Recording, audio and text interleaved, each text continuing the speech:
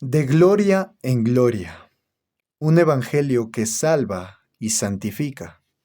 Un libro escrito por Sugel Michelén. En esta ocasión leeré el primer capítulo titulado ¿Qué es el evangelio? ¿Qué es el evangelio?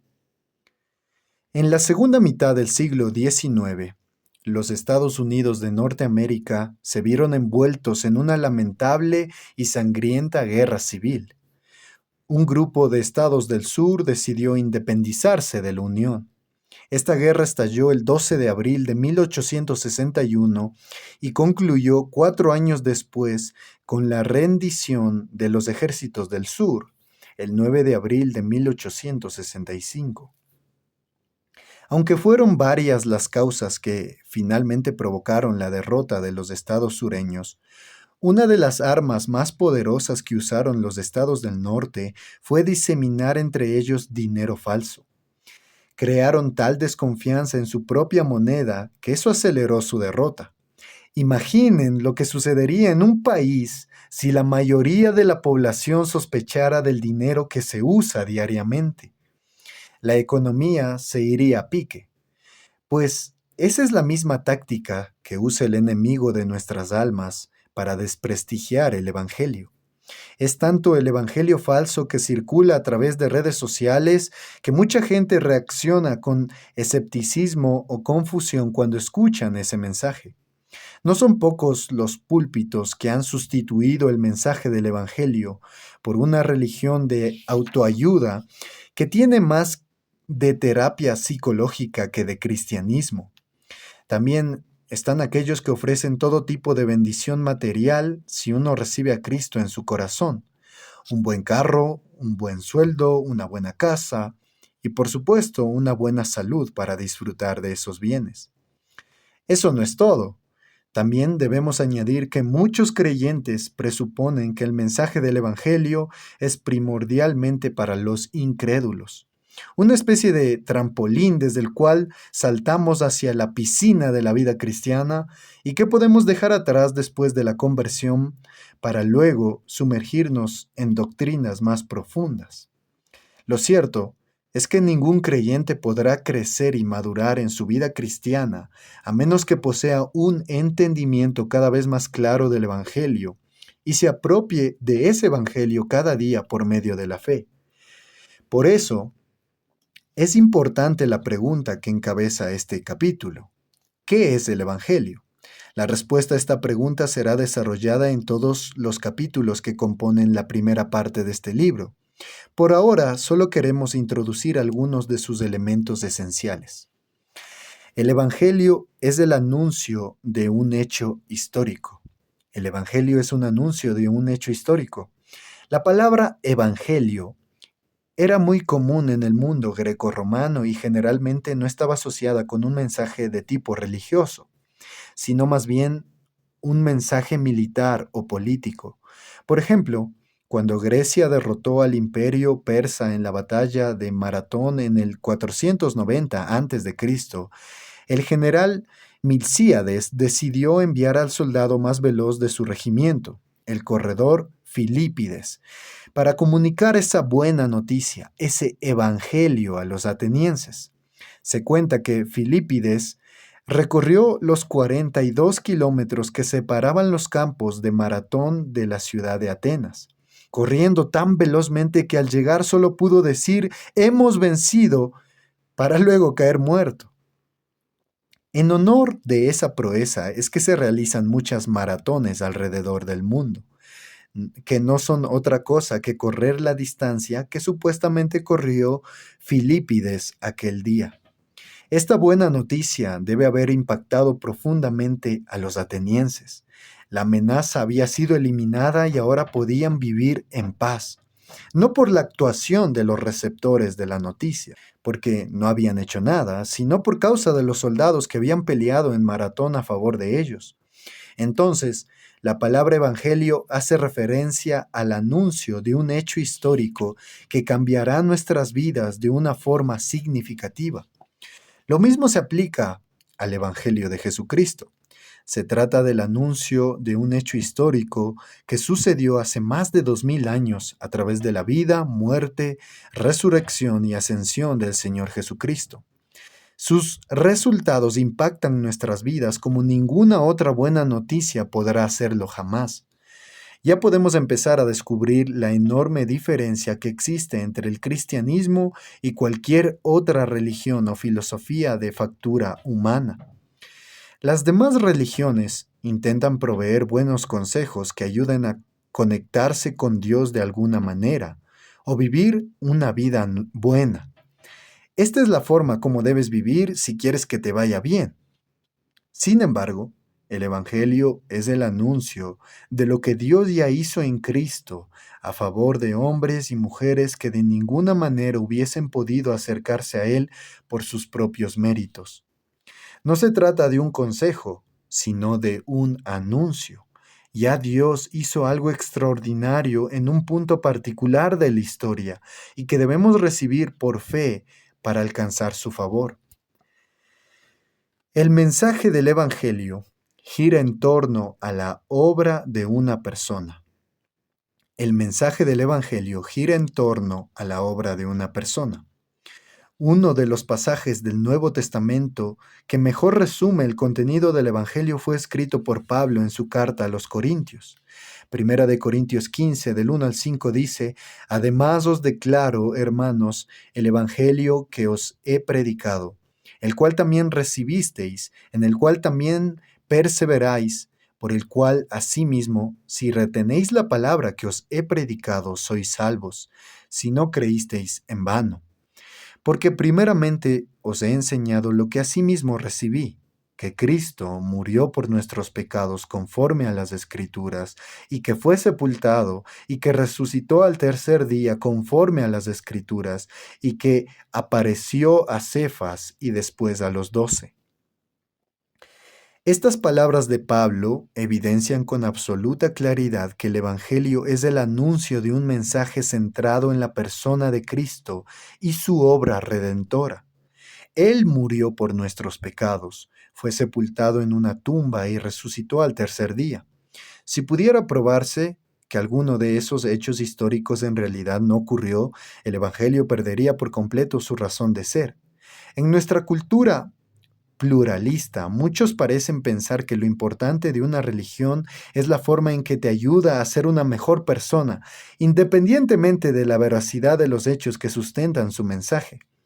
Si el cristianismo ha hecho de ti un mejor ser humano, menos egoísta y más entregado a los demás, entonces no importa si Cristo fue un personaje real o una leyenda, lo importante es el efecto positivo que esa creencia ha producido en ti. Me pregunto, ¿qué hubiera sucedido si, al llegar a la ciudad de Atenas, Filípides hubiera anunciado algo como esto? He venido a traerles un mensaje de paz y seguridad. No importa si nuestro ejército venció o fue derrotado en la batalla de Maratón. Lo importante es que cada uno de ustedes disponga su ser interior para pensar positivo y ser una mejor persona. Es absurdo, ¿no es así? El destino de los atenienses estaba íntimamente relacionado con el resultado de esa batalla. Si Persia hubiera sido el vencedor, la historia de Atenas habría cambiado por completo. Pues lo mismo podemos decir del Evangelio. La buena noticia que el Evangelio proclama depende enteramente de los hechos históricos relacionados con la persona y la obra de nuestro Señor Jesucristo. Por eso la declaración de Pablo a los Corintios está estructurada en torno a dos hechos claves, seguidos de una confirmación histórica. El hecho número 1 es que Cristo murió por nuestros pecados conforme a las Escrituras. Y la confirmación histórica es y que fue sepultado. El hecho número 2, y que resucitó al tercer día conforme a las Escrituras. Y la confirmación histórica es que apareció a Cefas y después a los 12. Si Cristo fuera una leyenda o cualquiera de los eventos asociados con él en el Evangelio fuera un hecho ficticio, entonces el cristianismo no tendría ningún valor. El argumento de Pablo a continuación es contra aquellos que negaban la doctrina de la resurrección en la iglesia de Corintio. En 1 Corintios 15, del 13 al 17. Porque si no hay resurrección de muertos, tampoco Cristo resucitó. Y si Cristo no resucitó, vana es entonces nuestra predicación, vana es vuestra fe también. Y somos hallados falsos testigos de Dios, porque hemos testificado de Dios que Él resucitó a Cristo, al cual no resucitó, si en verdad los muertos no resucitan. Porque si los muertos no resucitan, tampoco Cristo resucitó. Y si Cristo no resucitó, vuestra fe es vana, aún estáis en vuestros pecados. El mensaje del Evangelio depende de la veracidad histórica de los hechos relacionados con la persona y la obra redentora de Cristo. Los hechos redentores del Evangelio fueron prometidos en el Antiguo Testamento. Los hechos redentores del Evangelio fueron prometidos en el Antiguo Testamento. Pablo insiste en el hecho de que Cristo murió, fue sepultado y resucitó conforme a las Escrituras. Conforme a las Escrituras.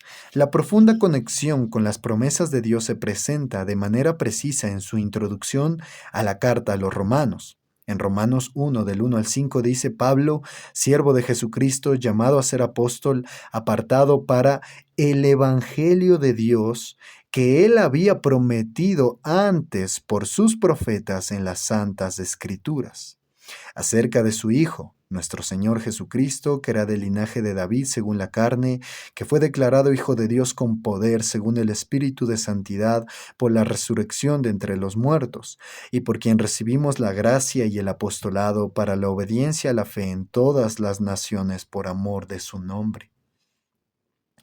Pablo enfatiza que Jesús es el hijo de la promesa dada por Dios a Abraham y el rey prometido del linaje de David.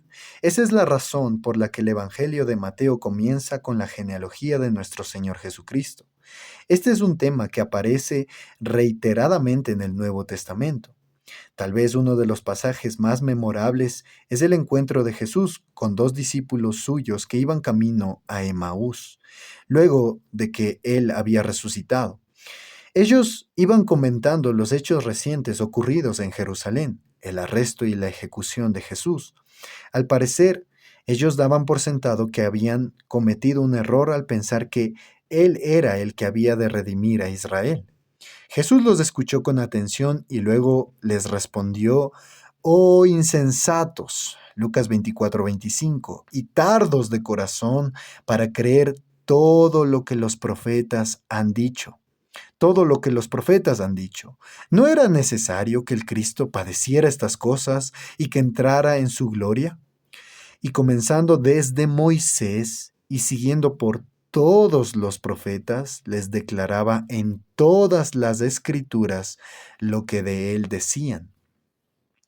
De manera que es imposible poseer un entendimiento adecuado del contenido y alcance del Evangelio, a menos que lo analicemos en el contexto más amplio de la historia de la redención. Los hechos históricos que el Evangelio anuncia acerca de Cristo giran en torno al problema del pecado. Los hechos históricos que el Evangelio anuncia acerca de Cristo giran en torno al problema del pecado. Pablo afirma que Cristo murió por nuestros pecados, 1 Corintios 15:3. Él vino a solucionar el más serio de nuestros problemas por medio de su muerte en la cruz.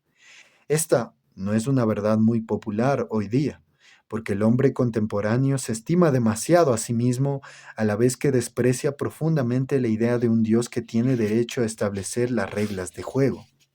Decía Horacio Bonar, pastor presbiteriano escocés del siglo XIX, que la incredulidad del hombre siempre envuelve dos cosas: una buena opinión de sí mismo y una mala opinión de Dios. El hombre es incrédulo porque se estima demasiado, sabe que no es perfecto y aún puede admitir que toma decisiones desafortunadas o comete errores de juicio. Sin embargo, es incapaz de verse como un pecador que merece el justo juicio de Dios por sus pecados. Por lo tanto, Si queremos ser eficaces en la proclamación del Evangelio, nuestro punto de partida no puede ser el amor de Dios, sino su justicia. Así introduce Pablo su presentación del Evangelio en los primeros 3 capítulos de su carta a los Romanos, para luego exponer en detalle el impacto de ese pecado en la raza humana. Romanos capítulo 3, del versículo 10 al 18, analizamos lo siguiente. En primer lugar, el versículo 10, somos injustos delante de Dios por haber violado su ley moral en incontables ocasiones. No hay justo ni aun uno. Segundo, nuestro entendimiento está dañado. No hay quien entienda, dice el versículo 11. Eso no significa que el hombre incrédulo no pueda entender o recibir información sobre Dios, pero sin la regeneración detestamos lo que pudiéramos llegar a conocer de Dios y de sus caminos, o en el mejor de los casos, reaccionamos con indiferencia. Tercero, nuestro corazón es incapaz de inclinarse hacia Dios. El versículo 11 dice, no hay quien busque a Dios. Los seres humanos sí buscan ansiosamente algunas cosas que los cristianos relacionamos con Dios, como la paz interna, la felicidad o la esperanza. Eso es lo que buscan ansiosamente los humanos. Eso podría llevarnos a pensar erróneamente que están buscando a Dios, pero si el hombre pudiera experimentar todas esas cosas sin tener que recurrir a Dios y someterse a su señorío, estaría más que agradecido por ello. Cuarto, no podemos hacer lo bueno. El versículo 12 claramente dice, todos se desviaron, a unas se hicieron inútiles, no hay quien haga lo bueno, no hay ni siquiera uno. Para que una acción sea buena delante de Dios, tiene que surgir de nuestra fe en Él y tiene que ser motivada por una pasión por su gloria. Quinto, el pecado ha dañado nuestro hablar. Versículo 13 y 14 dice, sepulcro abierto es su garganta, con su lengua engañan, veneno de áspides hay debajo de sus labios, su boca está llena de maldición y de amargura. El Señor dice, en Mateo 12:34, de la abundancia del corazón habla la boca. La boca es como una ventana a través de la cual podemos ver lo que hay en el corazón y como señala William Farley, un corazón desleal chismea, un corazón orgulloso critica a los demás y se justifica a sí mismo por su conducta. Un corazón lleno de ambición egoísta destila envidia. Un corazón que odia difama, un corazón temeroso habla palabras de ansiedad y angustia. Un corazón que teme a los hombres evita la confrontación o adula. Un corazón inseguro es jactancioso. Un corazón ambicioso habla palabras de autopromoción. Un corazón ingrato se queja y murmura. Sexto, por lo tanto, el pecado ha dañado profundamente nuestras relaciones humanas. El versículo 15 al 17 se nos dice, sus pies se apresuran para derramar sangre, quebranto y desventura hay en sus caminos, y no conocieron camino de paz. Puede ser que muchos no se sientan identificados con esta descripción del hombre en su impiedad, pero según Jesús, la violación del mandamiento no matarás no solo se circunscribe al acto homicida, sino que también abarca la ira pecaminosa, que procede al asesinato, así como a las palabras hirientes que dan rienda suelta a la ira. Y séptimo, sin embargo, el impacto más terrible del pecado en la raza humana es que ha distorsionado nuestra percepción de Dios y por lo tanto no nos permite reverenciarle como es debido.